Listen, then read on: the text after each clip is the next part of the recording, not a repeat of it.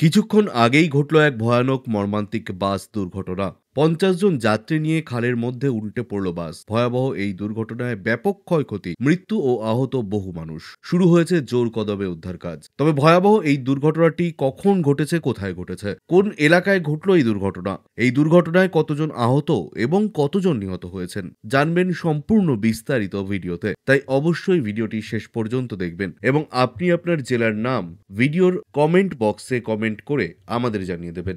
আপনার জেলার নতুন কোনো খবর বেরিয়ে এলে আমরা আপনাকে জানিয়ে দেব। একটা ছোট্ট অনুরোধ আপনার কাছে, ভিডিওটিতে একটি লাইক করবেন এবং আপনি এই চ্যানেলটিতে নতুন হলে চ্যানেলটিকে সাবস্ক্রাইব করে পাশের বেল বাটনটি বাজিয়ে দেবেন পরবর্তী খবরগুলো সবার আগে দেখার জন্য। যাত্রী বোঝাই বাস উল্টে পড়ল খালে।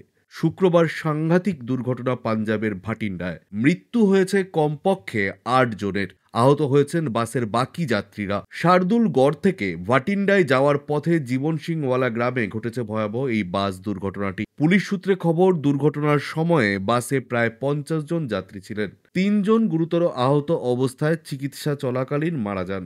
প্রত্যক্ষদর্শীরা জানাচ্ছেন, ব্রিজ পার হওয়ার সময় বাসটি রেলিং ভেঙে গড়িয়ে খালে পড়ে যায়।